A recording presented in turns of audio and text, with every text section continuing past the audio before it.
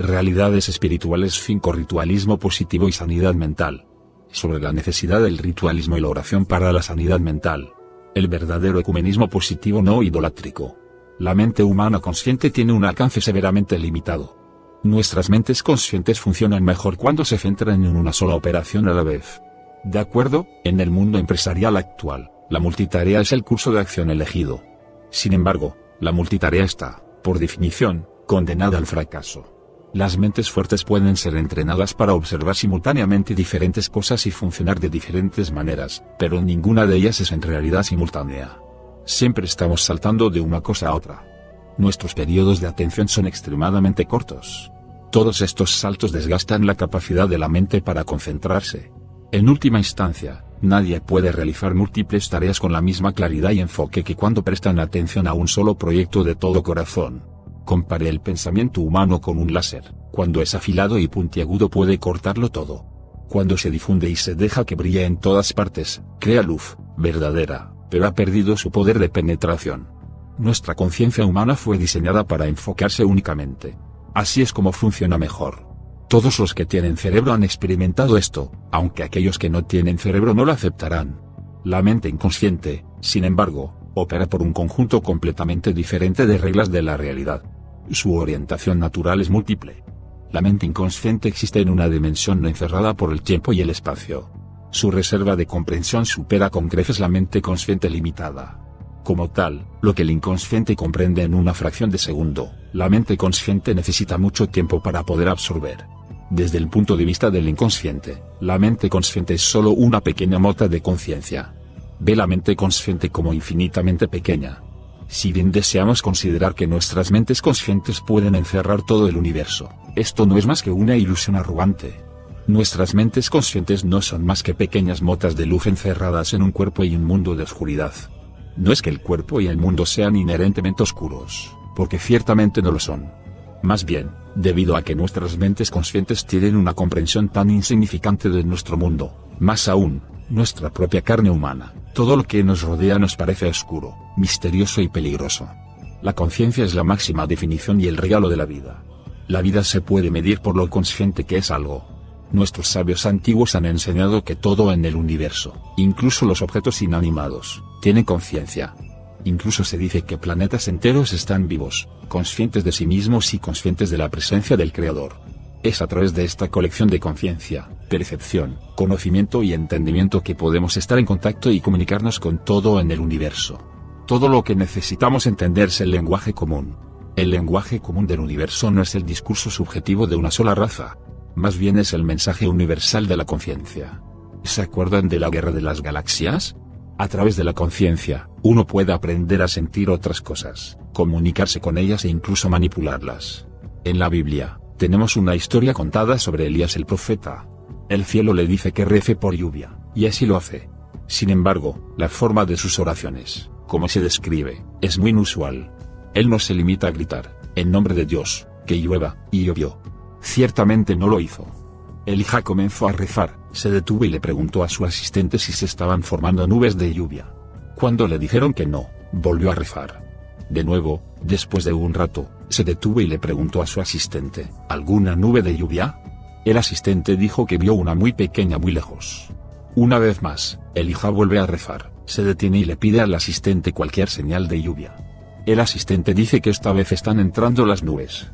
De nuevo, Elías vuelve a rezar, y finalmente la lluvia comienza a caer en cubos. Esta historia nos revela mucho sobre la naturaleza y el funcionamiento de la mente profética. Si Dios mismo fuese quien enviaría la lluvia, ciertamente no necesitaba la ayuda o intervención de Elías.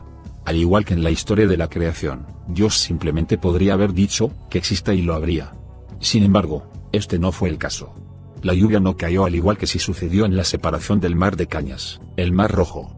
La lluvia no se produjo a través del poder directo del cielo, aunque en última instancia todo es de Dios.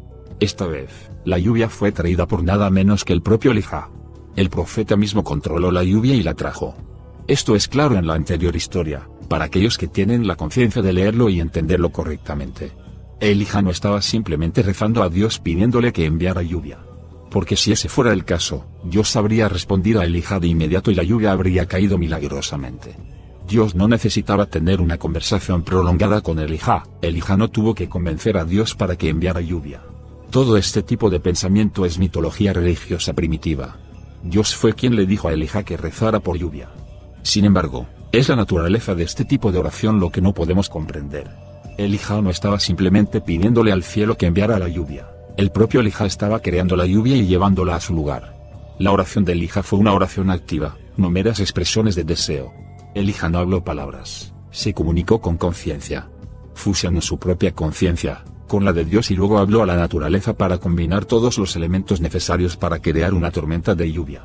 Elijah entró en su trance profético, mediante el uso de muchas técnicas de meditación, algunas de las cuales describen en muchos libros cabalistas. En su estado alterado, se unió con la esencia de Dios que está por encima del orden natural y, por lo tanto, lo controla. Luego visualizó en su mente, paso a paso, o como diría el Sefer Yetzirah, letra por letra, la formación de humedad. Se comunicó con la tierra, el aire, el agua misma y los combinó como si fueran arcilla en sus manos. Sin embargo, estas cosas estaban en su mente. Combinó estas imágenes en su mente y las infundió con el santo nombre de Dios Yud-Kei Vav-Kei. Esto, en sí mismo, debería haber funcionado, pero como nos muestra nuestra historia bíblica, originalmente no fue efectivo. Elijah, tan poderoso como era, todavía es solo humano. Su mente consciente estaba limitada por sus facultades físicas humanas. Pasó por todo el procedimiento mental, concluyendo en su mente que se habían hecho las combinaciones necesarias y que su objetivo se había cumplido. Sin embargo, cuando le preguntó a su asistente, ¿dónde estaba la lluvia?, no había todavía ninguna. Entonces, de vuelta al tablero de dibujo, fue, repitiendo el proceso mental y volviendo a hacerlo, esta vez con un enfoque más profundo y un mayor poder mental. Aún así, no vino la lluvia. Entonces, lo hizo una y otra vez, cada vez más profundo hasta que su visión interna de un aguacero torrencial finalmente se concretó en la realidad física exterior. La tenacidad de Elijah visualizó la llegada de la lluvia y solo cuando su visualización fue lo suficientemente fuerte, se le deslizó por completo de su mente para convertirse en realidad física manifiesta. Este es el poder de la conciencia expandida para crear como crea el Creador. Aquellos entrenados y probados para ejercer este poder son, en hebreo, llamados Baal Shem Tov, un maestro del buen nombre. La historia de nuestros sabios de Israel está repleta de personajes con este poder y calificación de Baal Shem Tov con multitud de registros históricos de poderes sobrenaturales. Conociendo muy bien la naturaleza extremadamente limitada de la conciencia humana, Elijah tuvo que ir más allá. Tuvo que profundizar en los recovecos internos de su mente donde podría liberarse de los grilletes que mantenían su conciencia en prisión. Podía usar el lenguaje común y universal de las imágenes y hablar con las fuerzas de la naturaleza y ellos lo escuchaban. Aunque Dios finalmente envió la lluvia, Dios usó la facultad de la mente humana y la voluntad de una de sus creaciones para ejecutar su divina voluntad. Como sucedió con Elijah, también puede ser con nosotros. De lo contrario no tendríamos necesidad de que la Biblia haya grabado este episodio. Todo en el universo está interconectado. Esta no es una mera declaración de religión o filosofía, ahora es una conclusión de la teoría científica de la física. Es a través de nuestra interconexión que podemos comunicarnos con todas las cosas en el universo, incluidas las mentes inconscientes de otros seres humanos. Nos conectamos con las otras conciencias en el universo yendo más allá de la capacidad de atención limitada de nuestros alcances actuales de conciencia, encadenado como está, a las estimulaciones sensoriales de nuestro mundo físico. No podemos comunicarnos con nada más en el universo, si todo el tiempo pensamos que todo lo demás habla nuestros lenguajes verbales. La comunicación comienza y termina con una parte diferente de la mente. Acceder a esa parte, es decir, la parte diferente no identificada en nuestro consciente, por lo tanto, nos lleva a la etapa de nuestra infancia que nos unía al universo mayor. Es decir, cuando éramos niños la teníamos, solo que ahora como adultos ya no nos acordamos. Valga la pena resaltar cierta sentencia bíblica neotestamentaria no entendida y trivializada por falta de conocimiento, que dice: si no os hacéis como niños, no podréis entrar al reino de los cielos. La gran mayoría ha interpretado dicha sentencia como fingir ser niño, ser inocente y ser infantil en los términos visibles exteriores que vemos en los niños. Nada que ver. Los símbolos, las imágenes, las metáforas, la música y el arte son todas herramientas para la expansión, o se debería decir, herramientas para la alteración de la conciencia. La mente inconsciente puede comunicarse con un símbolo, una pintura o una imagen de todo el complicado código de funcionamiento de nuestra realidad. Como sabemos por el ADN humano, las subestructuras pueden ser extremadamente complicadas con capas sobre capas de estructura y sutilezas que hasta ahora solo hemos captado a la superficie. En última instancia, nuestra ciencia descubrirá que, por más profundos que sean y cualesquiera que sean los descubrimientos que hagan, siempre habrá más por descubrir e incluso capas más profundas para exponer. Nunca llegaremos al final. Esto es porque realmente no hay fin. Jamás se podrán sobrepasar los límites físicos al reino metafísico con herramientas físicas. La mente consciente, a través de sus exploraciones científicas que se esfuerzan por hacer que todo sea consciente y controlable, aún no ha aprendido la lección de sus propias limitaciones y mortalidad. La mente inconsciente actúa de forma autónoma desde la mente consciente. Desde la perspectiva del inconsciente, la mente consciente no es más que una mota de luz tolerada. La mente inconsciente trata de comunicarse con la mente consciente, pero encuentra el proceso extremadamente tedioso debido a la capacidad severamente limitada de la mente consciente para comprender lo que dice el inconsciente. Es por eso que nuestros sueños y visiones a menudo son confusos, contienen imágenes y símbolos que no tienen sentido. Precisamente de esto se trata la caída de Adán y todo el tema del árbol del conocimiento del bien y el mal. Que no se crea se entendió, es demasiado todavía lo que hay a elucidar. Y no obstante, esto mismo iría en contra del verdadero entendimiento, si no se concilia en el árbol de la vida. Si no se concilia la izquierda con la derecha. Uno debe ser entrenado para penetrar estos velos de ilusión para captar las realidades subyacentes que representan. De lo contrario, cada sueño o visión es como una carta no leída, o peor, una mala lectura o mal entendida. Solo la mente adecuadamente entrenada, refinada a través de la exposición a la música y al arte, posiblemente pueda trascender las severas limitaciones de la conciencia intelectual racional. El poder del arte y la música para influir en la mente es bien conocido por las fuerzas del otro lado, el lado oscuro. Uno solo necesita ver el efecto que ciertos tipos de música moderna han tenido en el comportamiento de más de una generación de jóvenes en la sociedad occidental. Es así que cada vez más y más las portadas de los álbumes de música muestran gráficamente imágenes inquietantes del satanismo. Y no solo estamos hablando de portadas de discos, CDs o mercado digital de música y entretenimiento. La invasión subliminal satánica es en absolutamente todo. Lo que una vez se sentía y se conocía que estaba mal, lentamente se convirtió en aceptado y abrazado como correcto. Hoy día vemos como todo está invertido en valores y conceptos. Estas influencias están lejos de ser benignas. Este proceso que hoy llamamos lavado de cerebro, se utiliza en todo el mundo, específicamente a través del uso de la industria del entretenimiento. La televisión y las películas en un momento fueron principalmente inspiradoras y entretenidas, pero luego comenzó un nuevo género llamado realismo.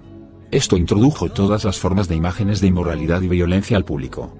En consecuencia, la decencia moral pública y las afiliaciones religiosas disminuyeron drásticamente. Uno no puede ver estos fenómenos y no ver la conexión entre ellos. Los medios públicos son la herramienta más fuerte de influencia espiritual negativa en la sociedad moderna. Si los individuos que controlan el sistema hacen esto con intención o no, es una discusión que muchos negacionistas de la realidad prefieren dejar para los teóricos de la conspiración, sin importar que todo lo confirme. Solo recuerde que únicamente porque algo se discute dentro del campo de las teorías de conspiración no necesariamente lo hace falso. En mi criterio y según la exhaustiva evidencia, todo lo verifica. Así como la mente puede ser bombardeada e influenciada con imágenes que pueden dañarla, también puede ser influenciada con imágenes que puedan protegerla y fortalecerla. Por eso creamos símbolos sagrados, los que son conocidos por todos y los que son conocidos solo por unos pocos. La diferencia entre ellos puede ser bastante sorprendente. Las imágenes bien conocidas de santidad a menudo están sujetas al ataque de las fuerzas oscuras. Su método de ataque es despojar al símbolo sagrado de su asombro y reverencia. Por lo tanto, si uno desea atacar el símbolo de una religión, uno ataca a la religión, específicamente el comportamiento de los individuos religiosos es el objetivo. Nunca hay, ni habrá escasez de hipócritas religiosos. Al exponer la inmoralidad de los individuos aislados, las fuerzas de la oscuridad crean la imagen de que el individuo es malo porque todo lo que representa es igualmente malo. Y así sucede con todo, valga la pena la generalización y contradicción siguiente.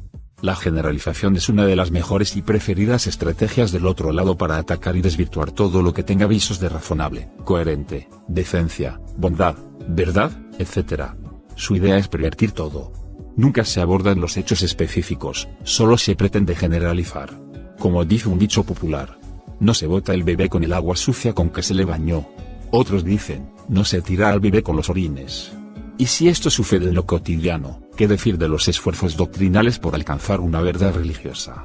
La infección es tal, que por ejemplo, muchos cristianos que abrazaron de buena fe un camino de búsqueda en las denominaciones cristianas, cuando descubrieron las falsedades de manipulación doctrinal y las raíces hebreas de la fe cristiana, decidieron dirigirse a las fuentes judías y botar a la basura el cristianismo, declarándose enemigos de él.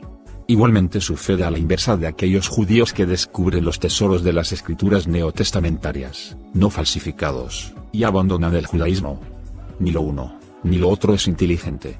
Nada más deseable para las fuerzas del mal que una mente dogmática, psicorrígida, fanática y mediocre.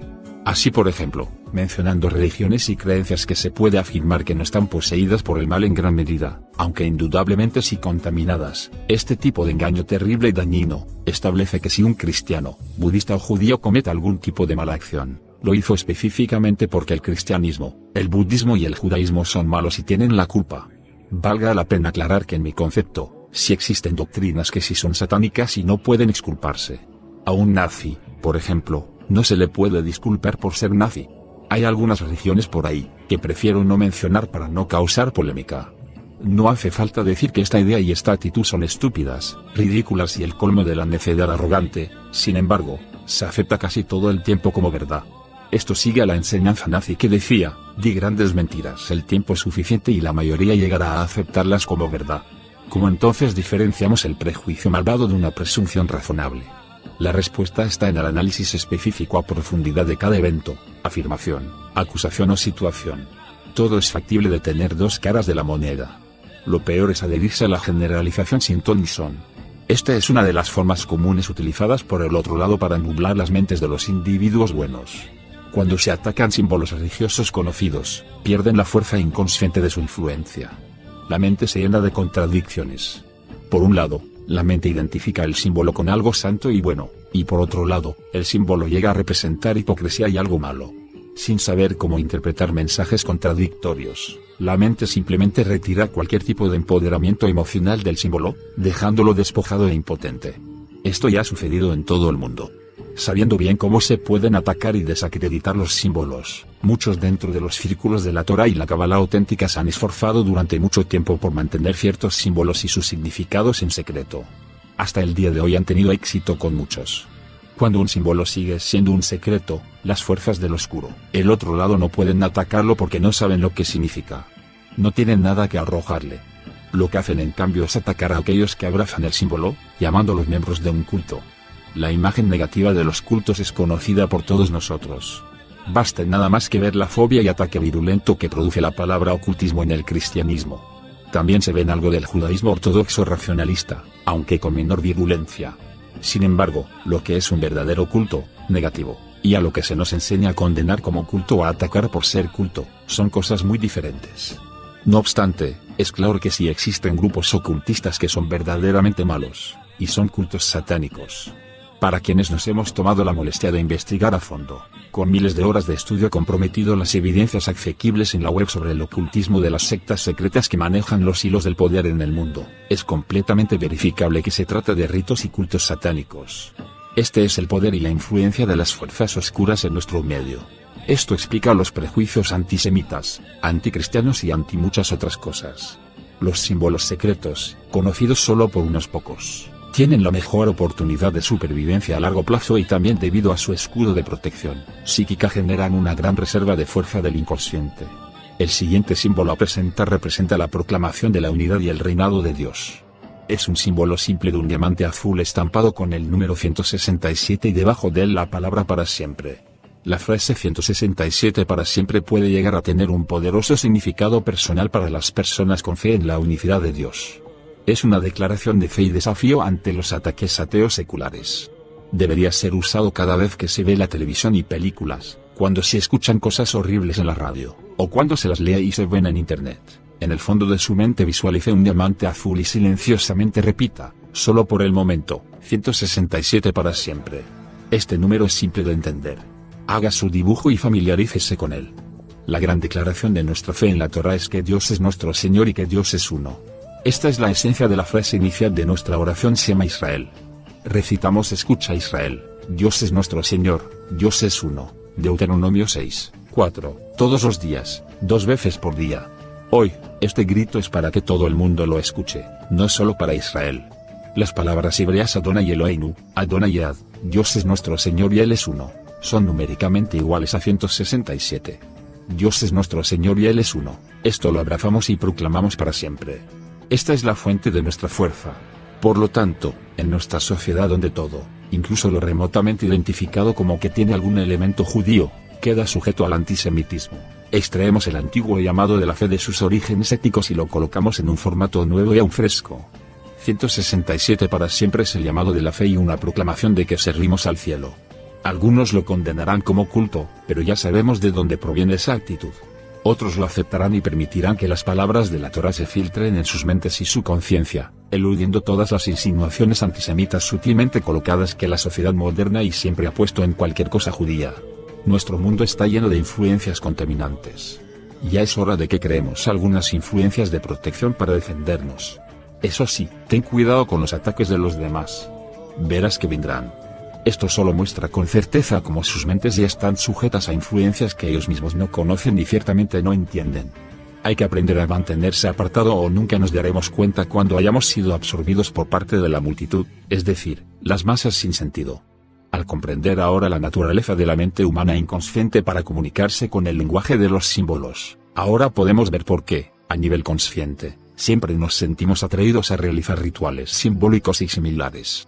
Ya sea para saludar a una bandera o para vestirse o actuar de una manera determinada, todos nos rodeamos de rituales de un tipo u otro.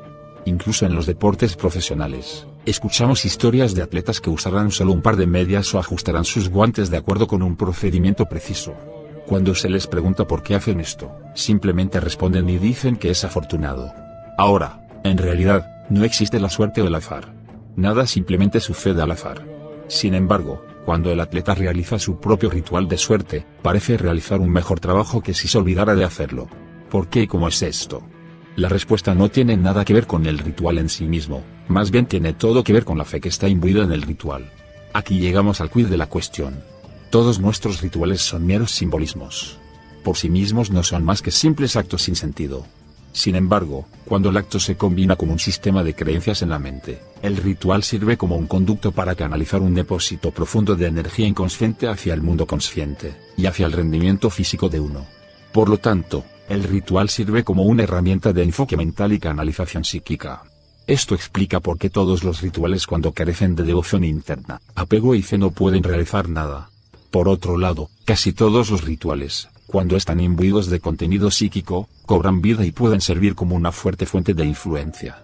Este es el valor subyacente de todos los rituales religiosos y la fuente del fervor subyacente a todos los conflictos religiosos. Los rituales religiosos están completamente cargados de elementos psíquicos. Muchos rituales religiosos son expresiones de las verdades arquetípicas de una cultura o sociedad. Sin embargo, otros rituales pueden aprovechar recursos mucho más profundos que las expresiones culturales subjetivas. Algunos rituales expresan los arquetipos del inconsciente y colectivo de toda la humanidad. Otros solo expresan los arquetipos de las subdivisiones raciales de grupos específicos y otros son basura sin sentido. Todo depende de su punto de origen y la fe del individuo que los realiza. A la luz de esto, incluso los rituales más poderosos se emasculan de todo poder cuando se llevan a cabo sin sincera devoción y fe. Por otro lado, los rituales de basura, que son inherentemente una broma, pueden volverse muy poderosos, una vez que uno los usa con fe y fervor para expresar su contenido inconsciente interno. La gran regla es que todo gira en torno a la fe.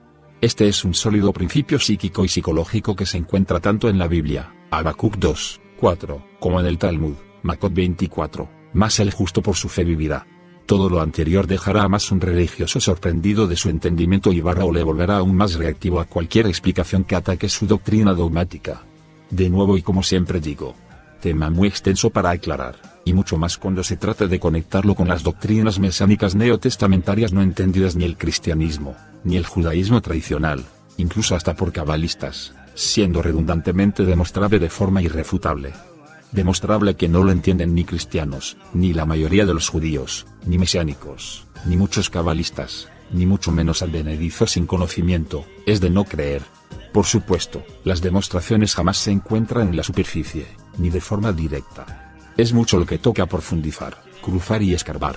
La razón, la coherencia, el conocimiento, la evidencia, la mentira, el absurdo y la lógica demostrativa existe. Está ahí para el de corazón sincero, objetivo, temeroso de Dios y buscador. La fe es simplemente aceptar la influencia de la mente interior sobre la entrada contradictoria proveniente del mundo exterior. Aunque no podemos cambiar la realidad física externa, podemos cambiar la forma en que elegimos percibirla e interactuar con ella. Solo tenga cuidado de no permitirse caer en un peligroso mundo de fantasía de autoengaño que puede dejarlo vulnerable a daños psíquicos y físicos. Hoy existe una filosofía popular sobre cómo el pensamiento positivo puede crear cualquier realidad. Uno solo tiene que pensar y desear una cierta realidad para que sea y así será. Esto es falso, peligroso e inherentemente malo. No somos dueños de la realidad externa. Podemos visualizarnos saludables, ricos o sabios, pero esto no significa que sea la realidad. Aquellos que creen que pueden visualizar ello y por consiguiente lo son, están tan engañados como si estuvieran en un estupor inducido por drogas. Uno puede desear todo lo que quiera, pero el mero deseo no crea una realidad alternativa. La fe requiere acción. La fe sin acción no tiene conducto por el cual manifestarse, y la manifestación lo es todo. Manipular el tejido de la creación es realmente posible. Manipular las mentes de los demás también es posible. Sin embargo, si uno está de pie en las vías del ferrocarril con un tren a toda velocidad que se dirige directamente hacia usted, todas las manipulaciones del mundo no lo salvarán de una destrucción segura. Desee todo lo que desee para que el tren se vaya y todo lo que sucederá es que usted se irá, pero al cementerio, y no el tren. La fe dictará que abra los ojos, vea el tren apresurándose sobre usted, darse cuenta de que lo matará si no se mueve y finalmente la fe pondrá su trasero en marcha para quitarte el infierno de encima. Puede desear todo lo que quiera para que el tren se disuelva. Esto no es fe, esto es una tontería. Hay un límite muy finito para el pensamiento positivo. Siempre hay que combinarlo con la mente racional, que es plenamente consciente de los parámetros naturales de las circunstancias circundantes. En última instancia, aquellos que enseñan de otra manera como toda la conciencia es subjetiva y la realidad está en el ojo del espectador, son charlatanes peligrosos que a su vez están poseídos de las fuerzas espirituales oscuras, que usan su poder para atrapar las almas de los demás. Tenga cuidado con todos aquellos que afirman saber el secreto y cualquier otra tontería. El poder espiritual opera accediendo a la mente interior para influir y manipular lo que puede verse claramente afectado. No trata asuntos fantásticos. El poder espiritual no es un juego de deseos. No cede algo por nada. El poder espiritual solo puede ser operado por las mentes más fuertes. Aquellos que son débiles y tratan de ejercer este poder generalmente terminan dañándose seriamente. Peor aún, generalmente se convierten en objetivos para personas sin escrúpulos que saben cómo ejercer poderes espirituales oscuros con éxito. Acceder y desatar los poderes de la mente interna debe seguir el orden natural de las cosas. Uno no debe creer falsamente que puede eludir las reglas de las operaciones psíquicas mentales. Para salvaguardar al individuo y enfocar adecuadamente la mente, se han ideado rituales elaborados en todas y cada una de las culturas. Es importante darse cuenta de la naturaleza subjetiva absoluta de los rituales raciales sujetos a un grupo individual. Los miembros de un grupo no pueden realizar los rituales de otro y esperar recibir los mismos resultados que los miembros indígenas reciben de su propio conjunto de rituales.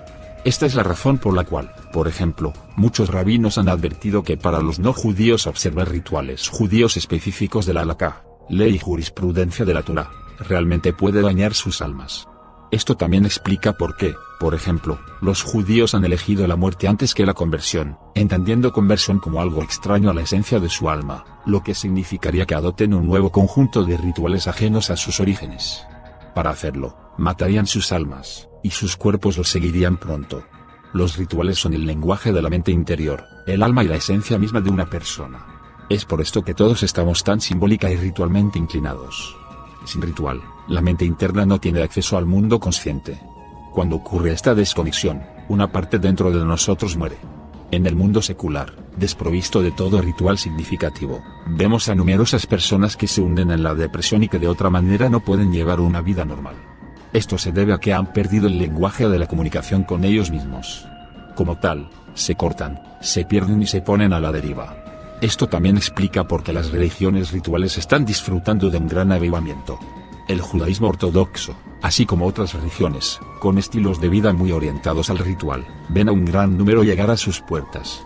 Sin saberlo, lo que las almas están buscando es un camino de regreso a su ser individual perdido. Aunque muchos adoptan un estilo de vida ritual extraño a sus orígenes, aún pueden beneficiarse en su mayor parte porque muchas de las expresiones son universales y aplicables a todos. Es por eso que muchas veces las conversiones de una religión a la otra a menudo satisfacen al converso. Sin embargo, este cambio de expresión psíquica no viene sin costo. Porque así como uno adopta una forma extraña a la fuente de uno, al mismo tiempo, el conjunto original de expresión ritual se vuelve aún más alejado. Para justificar el abrazo de lo nuevo y el rechazo de lo viejo, muchos conversos se vuelven extremistas. Este es el caso en todas las religiones. Los conversos son los más celosos. Esto no tiene que ser algo malo, pero a menudo se vuelve así, si el converso no puede hacer una reconciliación interna entre dónde está uno y dónde estuvo uno. Los rituales de forma genérica desempeñan un papel vital en el acceso a la mente interior y la liberación de su fuerza interior. Los rituales incluyen prácticas tales como oraciones, posturas corporales específicas y actos simbólicos específicos, cada uno con su propio significado y propósito. Las oraciones a Dios son algo bien conocido. Cada religión tiene sus formas y versiones. La antigua literatura mercada de orígenes proféticos reveló que incluso los ángeles en el cielo rezan y que su forma de oración es una liturgia específica. Siguiendo los caminos de los ángeles, el judaísmo ha construido un servicio ritual de oración litúrgica que refleja el ascenso espiritual, o más apropiado para decir descendencia, en los recovecos internos de la mente inconsciente, permitiendo así al participante la capacidad de trascender el espacio-tiempo físico y comunicarse con los ángeles al servicio de Dios. A estas alturas y después de todo lo explicado, y a pesar de ser a duras penas reseñas que son susceptibles de profundizar mucho más, descalificar y burlarse del párrafo anterior, considerando que se ha ilustrado como nuestra mente está siempre en contacto y comunicación con entidades espirituales invisibles, sea cual sea nuestra cultura, sería absurdo y poco inteligente. Desde los días del templo, los sabios de la Torá han diseñado una oración especial conocida como Simona Esrei, las 18 bendiciones. Esta oración estaba destinada a ser recitada de pie, de manera similar a cómo se representa a los ángeles de pie ante el trono de Dios. Con el tiempo, esta oración se hizo conocida como la oración de pie, más conocida en hebreo como la Amidá. Hasta el día de hoy, la Amidá es la forma estándar de oración recitada por judíos fieles de la Torá 3 veces al día. Se llamaba Simona Esrei, que significa 18, porque originalmente fue diseñado para contener 18 oraciones específicas, que ahora son 19 por una razón que no discutiré ahora, y que es la de negar a Yeshua o Jesús, tema profético lleno de secretos trascendentales. Estas 18 oraciones o bendiciones específicas no son selecciones al azar, más bien, como lo revelaron los sabios posteriores, forman un puente para que la conciencia viaje a través de las dimensiones internas y manipule poderosos poderes espirituales mentales. El Talmud tiene largas discusiones sobre las diferentes prácticas y leyes relacionadas con la oración e incluso su relación con la profecía. Tradicionalmente, la oración por definición talmúdica es específicamente la recitación de la Amidá. Cuando se diseñó esta oración, no pretendía ser una mera recitación de palabras. De hecho, se ha debatido durante mucho tiempo si uno cumple o no la obligación con un simple recital de palabras desprovistas de su devoción y significado internos. La oración de Amidá debía recitarse en silencio. Algunos decían que la oración debería recitarse tan fuerte como un susurro, pero no más fuerte. Otros sostuvo que incluso un susurro era demasiado fuerte y que todo el enfoque debería ser interno, con solo mover los labios, sin la emanación de ningún sonido. Todas estas opiniones diferentes tienen validez y aplicaciones dependiendo del nivel espiritual de quien reza y de su capacidad para trascender el mundo exterior y penetrar en las esencias más profundas. El Talmud registra que en la antigüedad, los maestros meditaban durante 1 hora entera antes de recitar la Amidá y luego también meditaban durante 1 hora entera. Esto se hizo 3 veces al día durante un total de 9 horas en meditación y oración. El Talmud registra que esta fue la práctica ritual que lo llevó a uno a las puertas de la profecía. Alguien que alcanzara tal nivel, era verdaderamente un maestro de las fuerzas espirituales y podía manejarlas fácilmente en defensa contra las artes oscuras y sus ataques. El Talmud está lleno de tales encuentros. Hoy, los fieles judíos de la Torá recitan la Amidá 3 veces al día. La mayoría desconoce la naturaleza profética asociada con esta oración y la misma oración en términos genéricos. La gran mayoría nunca podrá esperar alcanzar un nivel cercano a la profecía. Esto se debe a que la mayoría de los días hoy solo recitan las palabras y no tienen absolutamente ninguna idea sobre las meditaciones asociadas con esas palabras. El poder, por lo tanto, permanece latente en su propio discurso.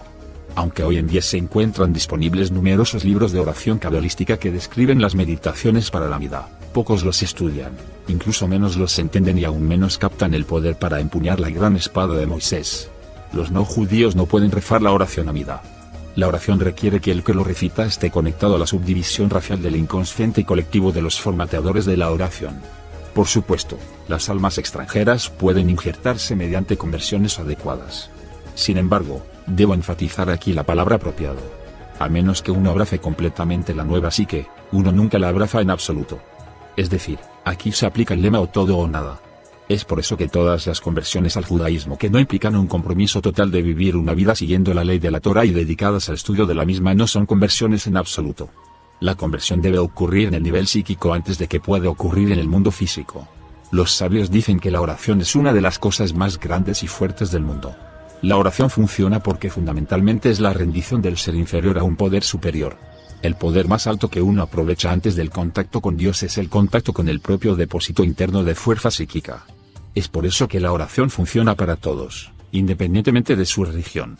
Nunca subestimes el poder de la oración, especialmente aquellos que contienen lo que llamamos santos nombres. Los santos nombres son símbolos de poder reconocidos por la mente inconsciente. Cuando los recitamos, estamos activando la conciencia del inconsciente que abre un flujo de energía psíquica al yo consciente. Tales oraciones crean alrededor del alma sincera una barrera de protección psíquica que no es fácilmente penetrada por las fuerzas que buscan causar daño. Por otro lado, aquellos que tratan de usar la oración para crear tal protección espiritual, pero al mismo tiempo buscan dañar maliciosamente a otros, hacen que ocurra lo contrario. En lugar de recurrir a recursos inconscientes para autoprotección que les permita atacar y dañar a otros, el inconsciente y colectivo reconoce la intención maliciosa del yo consciente y busca subvertirlo. De hecho, la mente inconsciente del malhechor es su propia ruina. El primero de los muchos rituales utilizados en los encantamientos proféticos y también por los practicantes del oscuro otro lado es la oración. La dirección de las oraciones y a quienes se dirijan depende del poder superior con el que se desea uno conectar. En la tradición de la Torá, cualquier oración dirigida a alguien que no sea Dios el Creador se considera una actividad extraña y extranjera, una práctica inherentemente antinatural para la raza humana.